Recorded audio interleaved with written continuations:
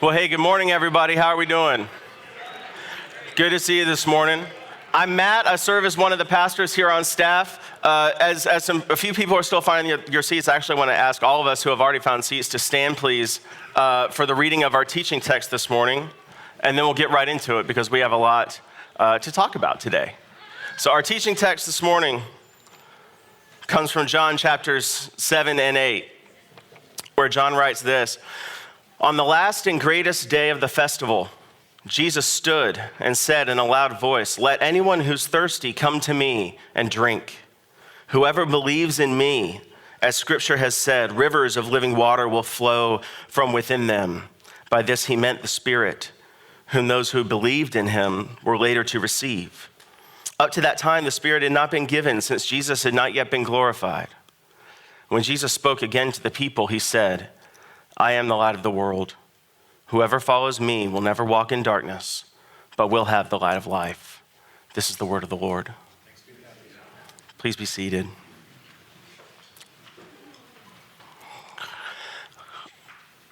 Well, something interesting happened this last week. Something very interesting. Had nothing to do with a certain football game. It had nothing to do with new music from Bon Iver for the first time in 6 years, although that is cool, or 5 years. Had nothing to do with Willie Nelson playing the 50th anniversary show of the first ever episode of Austin City Limits, which also happened this last week. Something really fascinating started this last week on Wednesday night. Anybody have an idea of what it is? Is anybody, I heard it, yeah. Anybody celebrating Sukkot this week?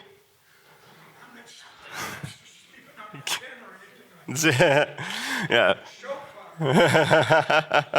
You need some equipment in order to be able to celebrate this festival. Sukkot is a holiday. It's a festival. It's the last of the 7 major festivals in Judaism, and it's a massive celebration. It's one of the pilgrimage festivals.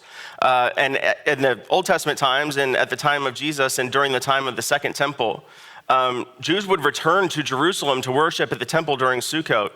And the traditional pilgrimage doesn't happen anymore, but at the time of Jesus, this would have been hundreds of thousands of people making the journey to Jerusalem to celebrate and worship at the temple.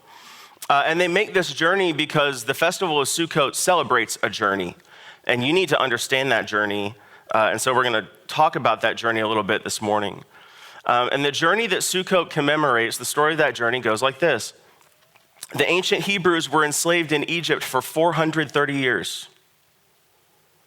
430 years. Imagine living 4 1/3 centuries in oppressive conditions as forced laborers in a foreign land. I mean, generation after generation raised in captivity. Think about what that could do to their cultural identity and their spiritual heritage, as their identity as the people of God is just assaulted for centuries. Centuries of spiritual deformation that trains them up in this new identity. They're laborers, they work. They build Egyptian cities. Their children will build Egyptian cities, and their children's children and theirs. But God does not abandon them. He appears to Moses in the burning bush. He says, "Go tell my people I see them. Go tell my people I hear them. Go and tell them that I know how they're suffering, and tell them I'm going to get them out, and tell them we're going back home. Tell them I promise."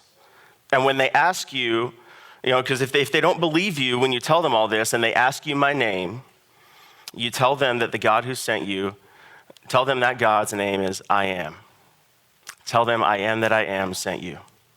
And so Moses obeys, and God unleashes this series of disasters on Egypt, and he uses Moses to broker the release of the Israelites, and the journey commemorated by Sukkot begins this way. We're going to look at Exodus 13, verse 21, which says this: "Now the Lord was going before them by day in a pillar of cloud to lead them in the way, and by night in a pillar of fire to give them light, so that they could travel day or night.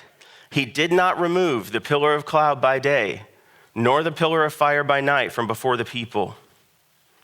This is the way the Hebrew scriptures describe God's presence among his people on the journey from slavery in Egypt to freedom in the land of God's promise.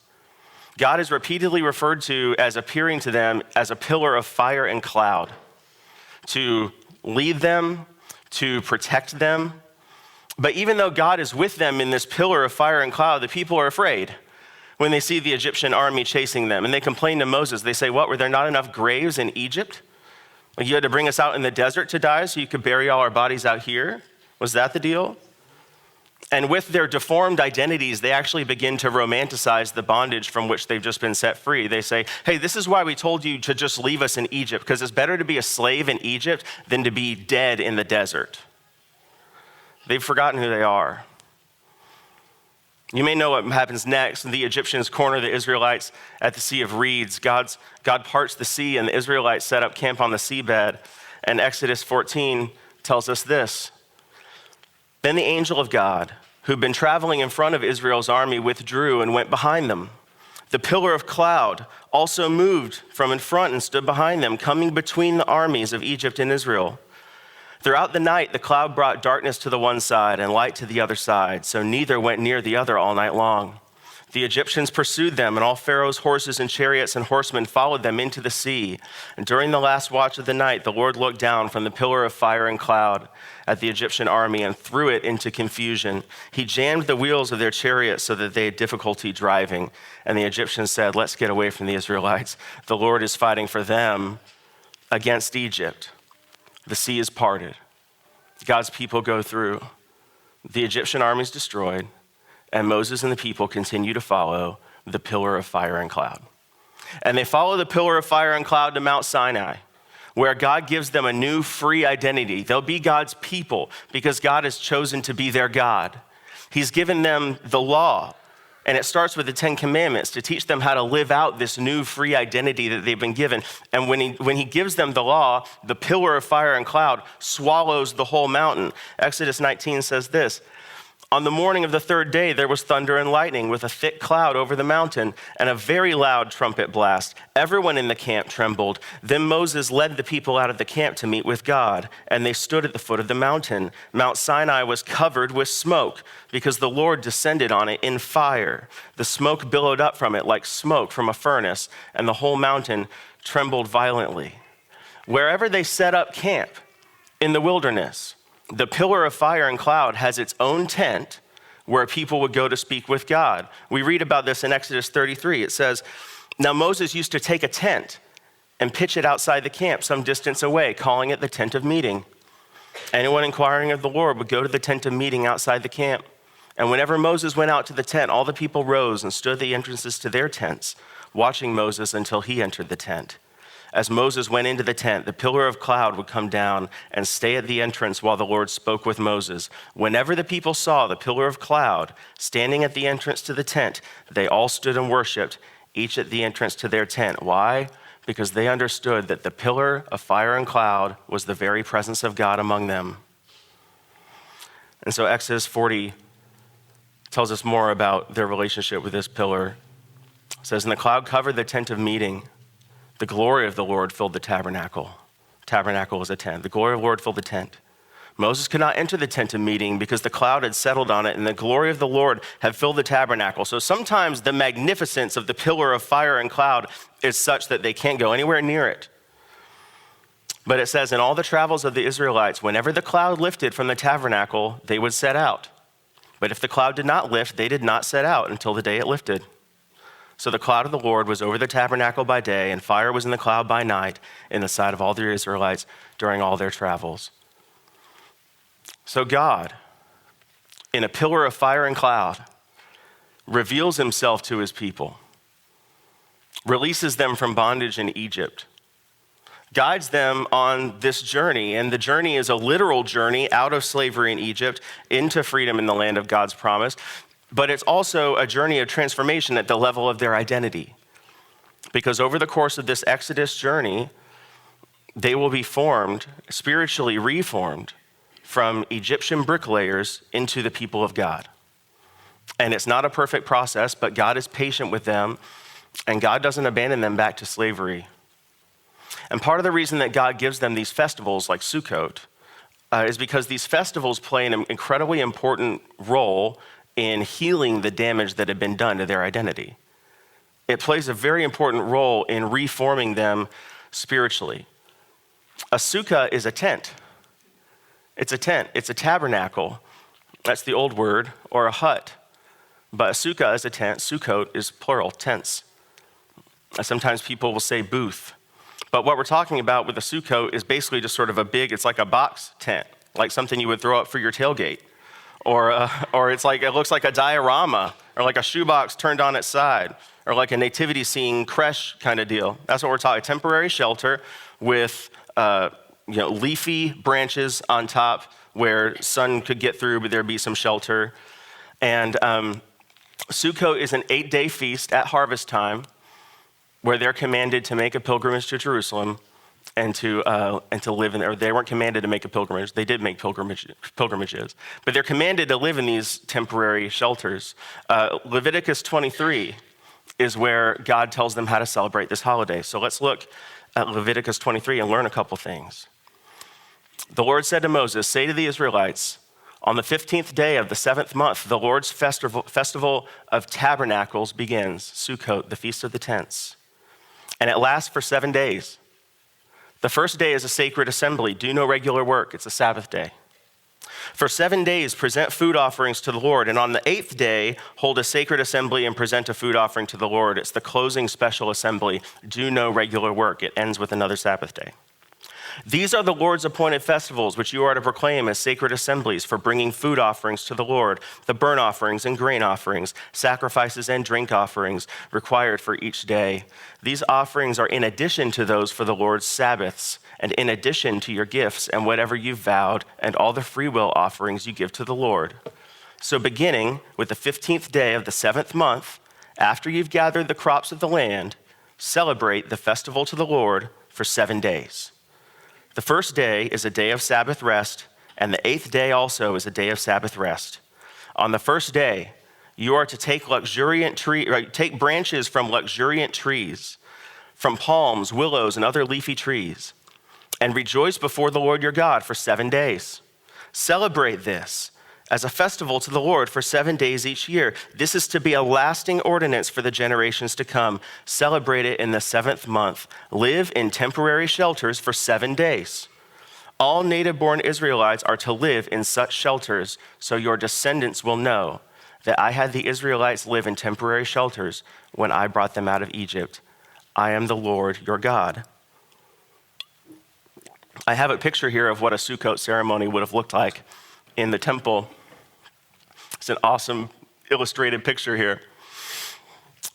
Sukkot involves these temple ceremonies of water and light.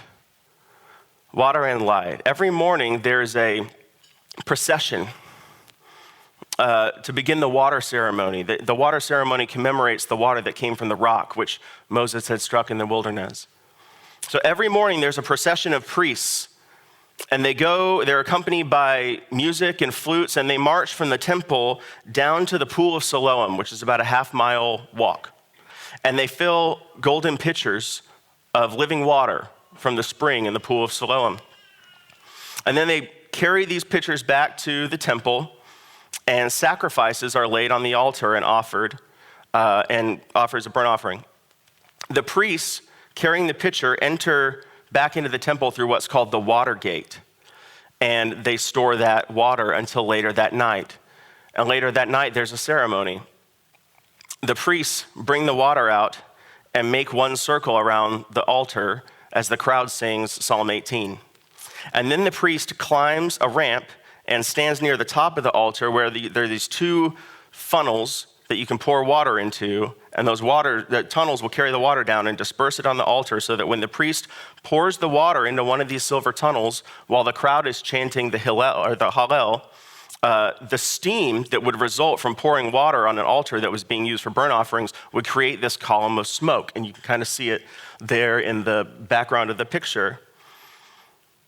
And when that column of smoke appears at the evening ceremony, they light these lampstands. You can see 3 of them in the picture. They almost look like our moon towers. And these lampstands were 75 feet tall. Each of those 4 golden bowls at the top of the lampstands each hold 10 gallons of oil, and they used the old priest clothes for wicks.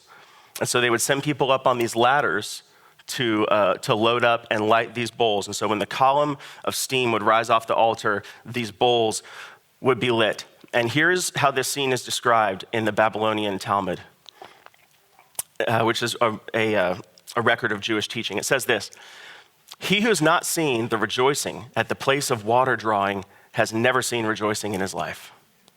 At the conclusion of the first festival day of tabernacles, they descended to the court of the women, where they made a great enactment. There were golden candlesticks with 4 golden bowls on the top of each of them, and 4 ladders to each, and 4 youths drawn from the priestly stock in whose hands were held jars of oil.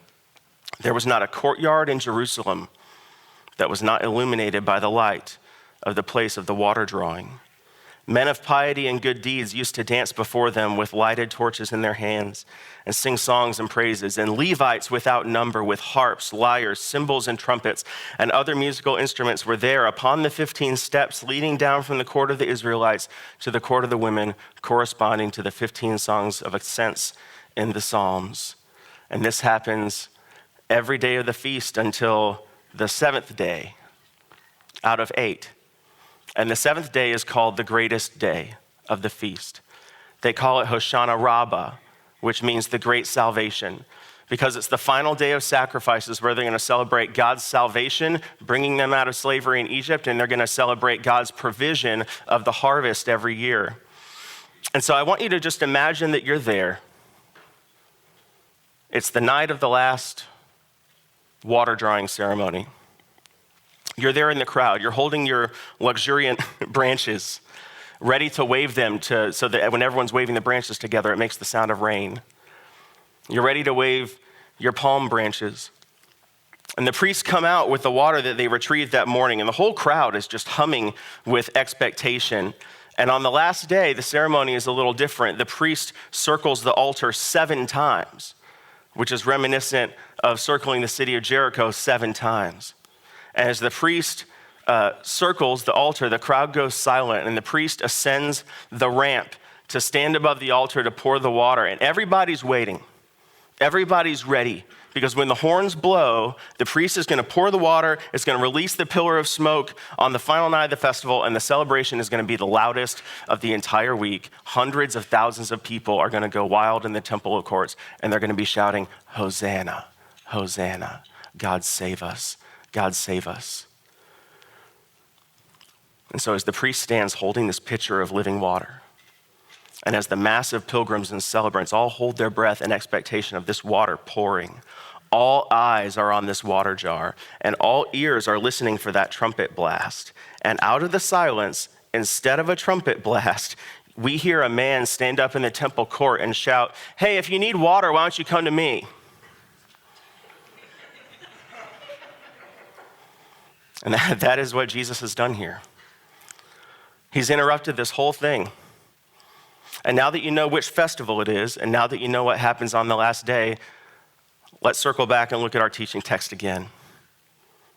On the last and greatest day of the festival, Jesus stood and said in a loud voice, "Let anyone who's thirsty come to me and drink. Whoever believes in me, as scripture has said, rivers of living water will flow from within them. You won't have to go to the pool of Siloam to fetch it." By this he meant the Spirit, whom those who believed in him were later to receive.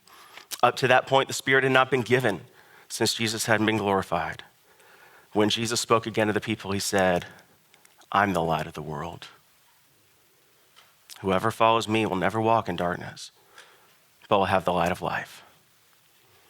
And the text says that Jesus stood up and spoke in a loud voice. He intended to be heard. He chose this moment. He chose the climactic day of a festival honoring God's deliverance with these spectacularly demonstrative symbols of water and light, and he makes a scene. And his claim is not that he can show them the light. It's not that he can give them the light. It's not that he has good ideas about the light. He says, "I am the light." And so he doesn't just mean that he can give us like hope and joy and inspiration and clarity and guidance and protection and safety. When you read the whole Gospel of John and when you take the whole thing into view, for Jesus to say he's the light of the world in this passage, it's actually it's a symbolic shorthand for a much larger claim that John is making about Jesus and that Jesus is making about himself. And that claim is this: Jesus' claim is that his relationship with God is a father-son relationship. It's a parent-child relationship. And his claim is that he is spiritually one with God his Father, and that he's been sent into the world by God his Father on the Father's behalf as an obedient son to do 4 things for humanity. He's going to fulfill the law and the prophets by revealing God to us. He's going to mediate a relationship so that humans can know God personally, just like Moses would speak to God like a friend in the tent of meeting. He's going to do what the sacrificial system couldn't do, because he's going to finally redeem the creation from the powers of sin and death. And then lastly, he's going to show us to live like all of the above is true, and like he actually is all of those things. And so if what Jesus says is true, and what that means for us is that he's fundamentally redefining every category of the arrangement between God and humankind. He's fundamentally redefining every single category of the arrangement between God and humankind when he says, I'm the light of the world. Here's how he does it. He redefines how God reveals himself to us. He's revelation redefined. He redefines how we know God personally in relationship. He redefines the way that God is redeeming us, and he redefines the way we organize our lives toward God. I want to read some more verses from John chapter 1 and then come back to this list. And we're going to see this. We need to go to John 1 because you need to see that John is trying, this is the point he wants us to get, because he opens the gospel talking about this. And this passage calls back to it. So in John chapter 1, verses 1 through 5, we read, in the beginning was the Word, and the Word was with God, and the Word was God. He was with God in the beginning. Through him all things were made. Without him nothing was made that has been made. In him was life, and that life was the light of all mankind. The light shines in the darkness, and the darkness has not overcome it. The Word became flesh and made his dwelling among us. Literally, he made a tabernacle. He pitched a tent among us. We have seen his glory, the glory of the one and only Son who came from the Father, full of grace and truth. John the Baptizer testified concerning him. He cried out, saying, this is the one I spoke about when I said, he who comes after me has surpassed me because he was before me. And out of the fullness of Christ, we've all received grace in place of grace already given. For the law was given through Moses. Grace and truth came through Jesus Christ. No one has ever seen God, but the one and only Son, who is himself God and is in closest relationship with the Father, has made him known. And so what John is claiming about Jesus and what Jesus is claiming about himself is not just that he can redefine these categories. Can we go back to him? It's not just that he can redefine these 4 categories in an abstract way.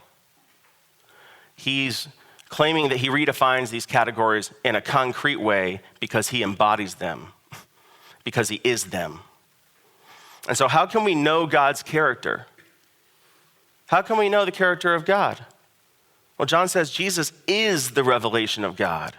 Jesus is God's word. He doesn't just teach us about God, he is God. And because he is God, he can perfectly reveal God. He can explain God, and he can be the light that illuminates the darkness. How do we know not just God's character, but how do we know God personally? How do we know him beyond understanding and know him in a relationship? Jesus is the means of relationship. He's the Word in flesh. He makes his tabernacle with us. He comes to be with us. He's the light who makes his home with us in the darkness. How can we be redeemed? How can we be rescued from slavery and forgiven and made whole? Jesus himself is our redemption. Debt covered, period. Accounts closed, books shredded.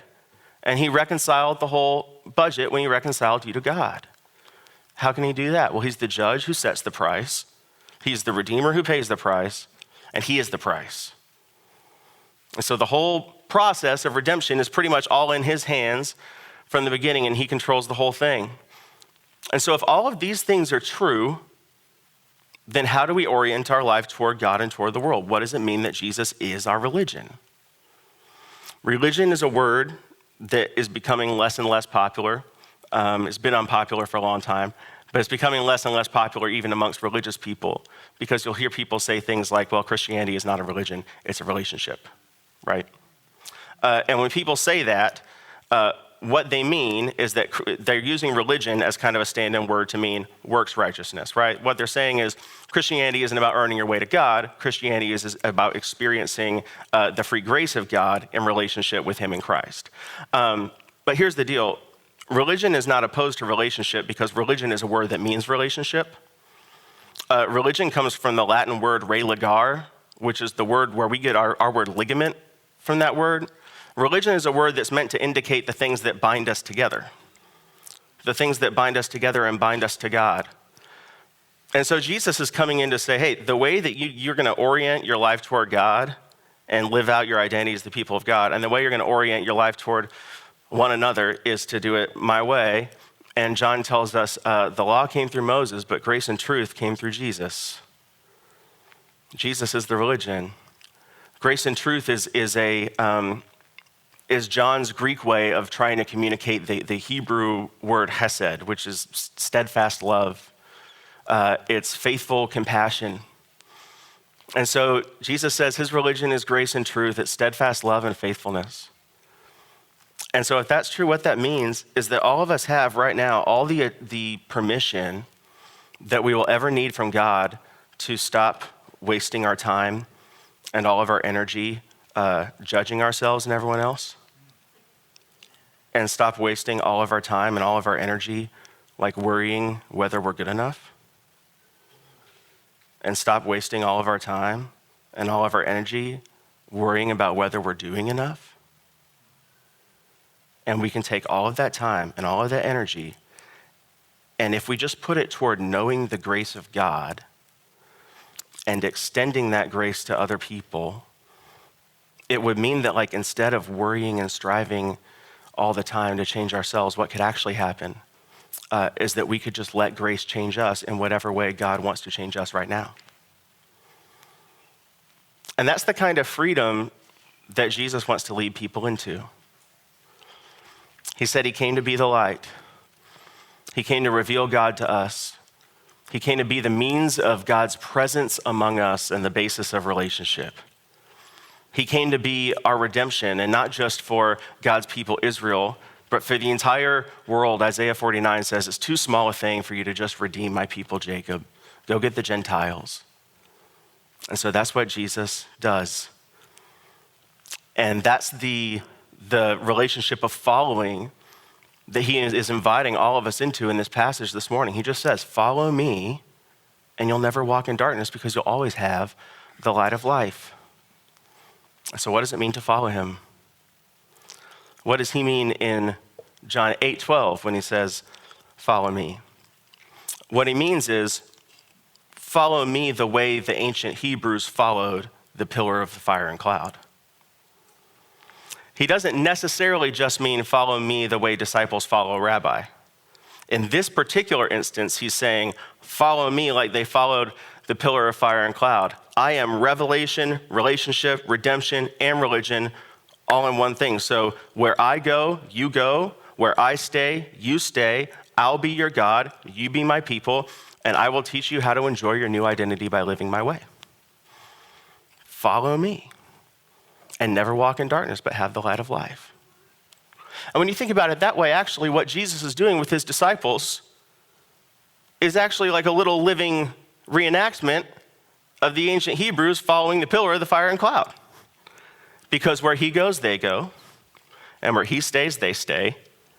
And he invites them into a new kind of relationship with God and a new identity. And John, he calls them his disciples, his children, his friends. And so when he says follow me, he doesn't mean follow my rules.